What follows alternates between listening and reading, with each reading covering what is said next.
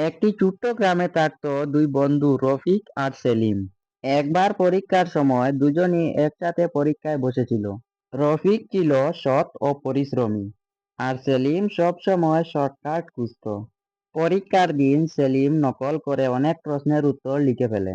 রফিক নকল না করে যতটাই জানতো সেলিম নকল করে ততটাই লিখে দিয়েছে।